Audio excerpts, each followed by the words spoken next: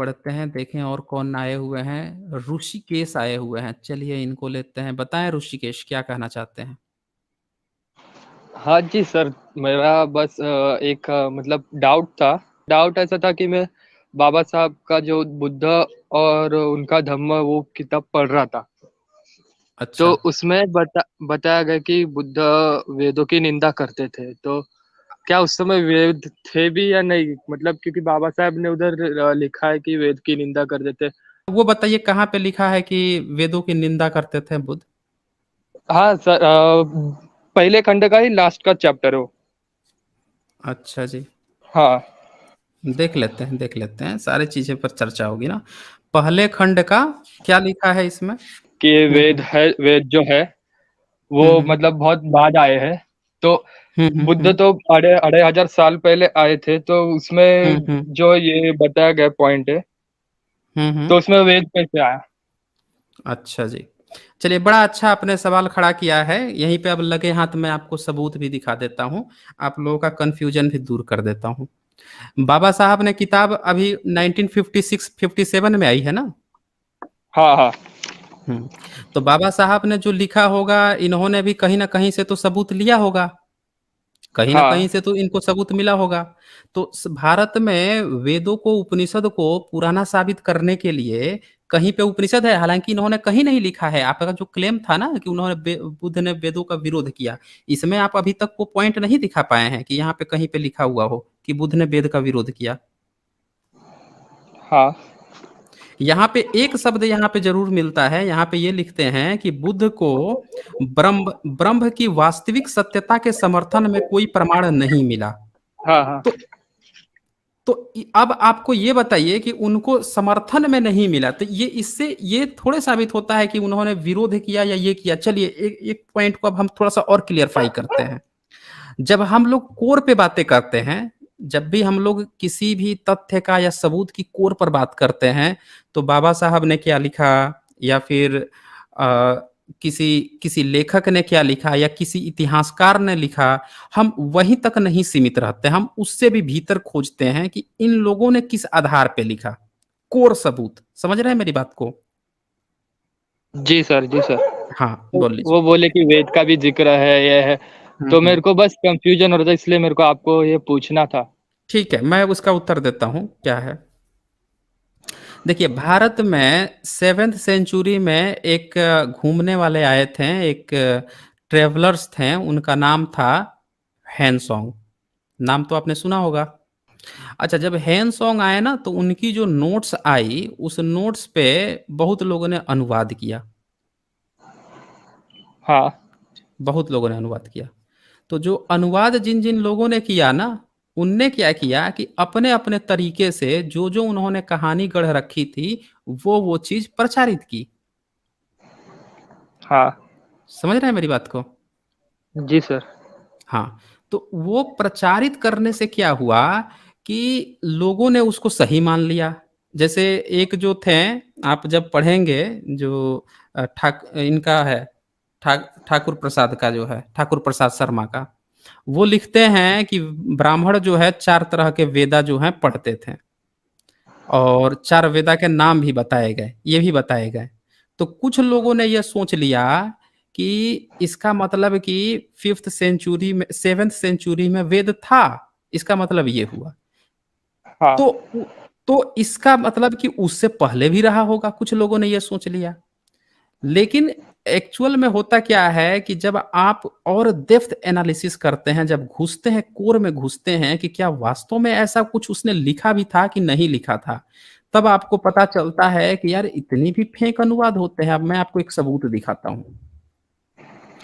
ये देखिए, ये वाटर ने जो किया है, टिप्पणी की है। इससे पहले जो सैमुअल विल्स और जो अन्य जो लेखक थे, जो फाहियान के अनुवादक लोग थे, उनका मैं दिखाता हूँ, देन फिर दिखाता हूँ कि क्या उसकी सच्चाई है। फिर आपको क्लियर होगा कि देखिए कितना बड़ा घालमेल करके अब बुद्ध के समय में उपनिषद को या किसी भी चीज को स्थापित करने का षड्यंत्र रचा गया है। तो ये आप देख पा रहे हैं? हाँ सर।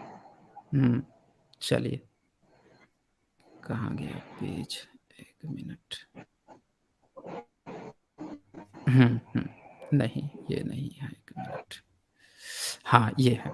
इसमें देखिए क्या लिखा है, द ऑथर डिस्क्रिप्शन प्रोसीड्स, ये लिखता है जो लेखक है, अनुवादक है हैंसोंग के किताब का, the Brahmans learn the four Veda treatises, the first called साउ, ये ध्यान दीजिएगा, ये कह रहा है फर्स्ट कॉल्ड साउ। अब बताइए, वेद का 4 वेद पढ़ते थे 7th सेंचुरी में ब्राह्मण, तो पहला वेद का नाम साउ है। आपको याद है पहला वेद का नाम क्या है? हाँ, क्या नाम है? सामवेद। सामवेद। नहीं, पहला वेद, जब 4 वेद की आप बात करेंगे तो आपको पता होगा ना कि ओल्डेस्ट वेद किसको कहा जाता है? 4 वेद पहला होते हैं ना, वेद, कौन कौन से चार वेद वेदों। होते हैं? बताएं। हाँ, ऋग्वेद, सामवेद, अथर्ववेद और हाँ, ऋग्वेद, ऋग्वेद अ, आपने कहा ना, ऋग्वेद। हाँ हाँ हाँ, तो पहला वेद उसको माना जाता है ना। अब देखिए ये क्या कह हाँ। रहा है, 7th सेंचुरी में जो लिख रहा है, थोड़ा सच्चाई देखिए, यहीं से आपको क्लियर होगा, पूरी पूरी जो सच्चाई है यहीं से सामने आनी है। कितना घालमेल इन लोगों ने पकड़ाया है पब्लिक को, ये यहीं से क्लियर होगी। ये कह रहा है द फर्स्ट कॉल्ड इज साउ, साउ बता रहा है ये।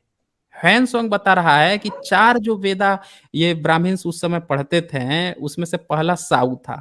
अब बताइए, हैंसोंग जो है 16 साल तक नालंदा यूनिवर्सिटी में रहा, इतना प्रख्यात विद्वान था वो, और उसने भारत से 600 से ज्यादा किताबें ले गया, ट्रांसलेशन किया, बकायदे उसकी इतनी सारी चीजें अवेलेबल है।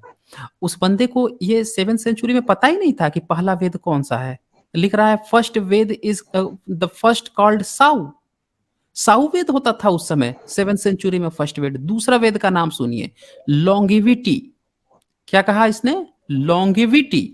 और लॉन्ग। लॉन्गिविटी का, हाँ लॉन्गिविटी का, ये देखिए ब्रैकेट में अनुवादकों ने क्या लिख दिया, आयुर्वेदा। लॉन्गेविटी मतलब आयुर्वेदा। अब ये बताइए, आयुर्वेदा नाम जो है ये दूसरा वेद है। ब्राह्मण जो 4 वेद थे 7th सेंचुरी में, आप कहाँ बाबा साहब और उसमें पहुंच गए थे कि बुद्ध के समय में वेद और उपनिषद था? अरे ये 7th सेंचुरी में जिनका क्लेम है कि 4 वेद होते थे, वहां पे नाम आप पढ़िए ना ट्रेवलर्स का, जो लोग इसका दावा देते थे, पूरी पोल इनकी खुल के हाथ में आ जाएगी। ये लिख रहा है, सेकेंड वेद लिख रहा है लॉन्गेविटी, अब ब्रैकेट में लिख रहा है द आयुर्वेद। आप बताइए, आयुर्वेद आपने नाम सुना है क्या? 4 वेद में आयुर्वेद नाम आता है क्या? बताएं नहीं आता है। ऋषिकेश। नहीं आता है। अब देख लीजिए यहीं पे नहीं आता घालमेल इनकी, नहीं आता है। आगे देखिए, टेल्स ऑफ नरिशिंग, क्या है? Nourishing life and keeping the constitution in order, the second called, ये क्या लिखा है? ट्यू, ट्यू लिखा है, वर्शिप। अब ये देख लीजिए, तो पहला वेद जो है ये बोल रहा है लॉन्गेविटी साउ, यानी कि आयुर्वेदा को, और दूसरा बोल रहा है वर्शिप। अब ये बताइए कि वर्शिप जो है ये दूसरा वेद का नाम है, ब्रैकेट में इसने कहा है द यजुर्वेदा। अनुवादक ने गेस करके बता रहा है कि यजुर्वेदा, ब्रैकेट में। आपका बैकग्राउंड साउंड आ रहा है, चलिए। तो वर्शिप जो है ये उस समय नाम था वेद का, उस बंदे को नाम तक नहीं पता था। लॉन्गेविटी बोल रहा है, वर्शिप बोल रहा है। तीसरा का वेद का नाम सुन लीजिए, पिंग, पिंग नाम बोल रहा है। तीसरा नाम जो है पिंग है। वेद का नाम 7th सेंचुरी में पिंग हुआ करता था क्या? इसको ब्रैकेट में अनुवादकों ने लिख दिया साम वेदा। खुद से ही डिसीजन ले लेते हैं ये लोग। इतने बड़े धुरंधर खिलाड़ी हैं सैमुअल विल से लेकर ब्राह्मणिकल सिस्टम के लेके ये लोग, कि भाई साहब उसने क्या लिखा है उसको ब्रैकेट दे के अपना वेद घुसेड़ देंगे। अरे उसने 4 वेदा की जो बात की है, वेदा मतलब नॉलेज होता है, अनुभव होता है। और ब्राह्मण्स उस समय जिसको कहा जाता था वो बुद्धिस्टों को कहा जाता था, वो कुछ और बात कर रहा था। इन लोगों ने, अनुवादकों ने जबरदस्ती अपने वेद की टांग घुसेड़ दी। दोस्तों ये वाइटर का ये किया हुआ अनुवाद है जिसने खाल खींच ली है इन लोगों के अनुवाद की। तो आपको अगर सच्चाई जानना है ना तो सबको पढ़ना पड़ेगा, नहीं पढ़ेंगे ना तो ये इसी तरह प्रोपगंडा फैला के आपका एक्चुअल इतिहास बर्बाद कर देंगे। तो थर्ड का आपने देख लिया, पिंग। अब देखिए, पिंग को इन लोगों ने सामवेद बना दिया। अच्छा, फोर्थ देख लीजिए, फोर्थ का क्या नाम है? द फोर्थ कॉल्ड साउ, सू और आर्ट्स। अब ब्रैकेट में इन लोगों ने क्या लिख दिया कि ये अथर्ववेद है। मिल गया आपका 4 वेद। तो ये सच्चाई है इन लोगों की। अब बाकी आगे आप ये पढ़ेंगे, उसमें और इसने खाल खींच रखा है कि किस तरह से इन लोगों ने फर्जी तौर पे 4 वेद स्थापित कर दिए, ये दिखा के कि भाई ये जो हैन सॉन्ग आया था उसने 4 वेदों की बात की थी। ठीक है ना? वो कुछ और बात कर रहा था। उसको इन लोगों ने बना दिया। ऑर्डर भी गलत है। क्या उसको पता नहीं था कि पहला वेद ऋग्वेद वो नहीं जानता था? आयुर्वेद की बात कर रहा है, 16 साल तक रहा है। इन लोगों का क्लेम है कि नालंदा यूनिवर्सिटी में पढ़ता था, उसमें सारे कन्वर्टेड ब्राह्मण्स जाके पढ़ाते थे। हैं? ये लोग बोलते हैं कि आर्यभट्टा जो है 5th सेंचुरी में था, वो जो है जाके नालंदा में पढ़ाता था। अरे जब ब्राह्मण तुम्हारा पढ़ाता था तो उसको तो कम से कम वेद का नाम पता होगा। वो तो अपने शिष्यों को बताया होगा कि वेद, पहला वेद ऋग्वेद होता है, आयुर्वेद नहीं होता है। और ये क्या नाम बता रहा है? पिंग बता रहा है, शऊ बता रहा है, हैं? एक जगह इनका वेद सब का नाम चाइनीज नहीं नाम है। लिख इन रहे हैं। लोगों ने, हाँ, इन लोगों ने ब्रैकेट दे दे के कि अच्छा ये कहा है ना, इसका मतलब ये हमारा वेद है, अच्छा ये हमारा वेद है। तो दोस्तों ये आप समझिए 7th सेंचुरी तक में इनके वेद का नाम नहीं है। विदेशी टेबल इन्होंने जबरदस्ती फर्जी बना के पेश कर दिया यहाँ पे। आगे पीछे पढ़ेंगे, बुद्धिस्टों की बात चल रही है, बीच में एक पैरा आता है, इसमें इन्होंने अपना वेद घुसड़वा लिया उसके नाम पे। तो इसी तरह से बाबा साहब के सामने जितने लोगों ने उस समय किताब रखी थी ना, आपको समझना पड़ेगा। मुझसे लोग बार बार कहते हैं कि बाबा साहब, बाबा साहब। अरे बाबा साहब की किताब हम लोग 1956 तक, जितने बड़े वो धुरंधर थे उनके आगे कोई टिक नहीं सकता है, जितना उन्होंने फाइट की थी 1956 तक।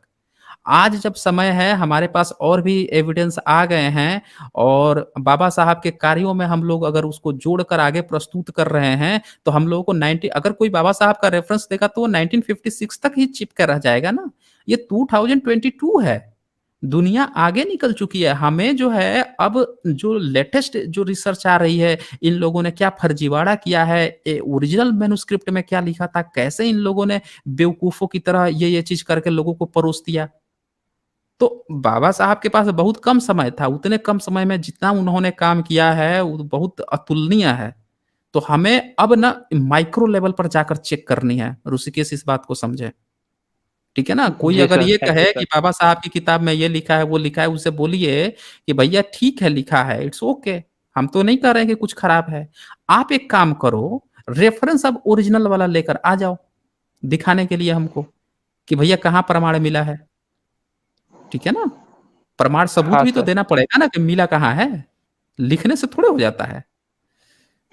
तो ठीक है ऋषिकेश, आई थिंक आपको उत्तर मिल गया होगा। हाँ sir, thank you sir. Okay, चलें।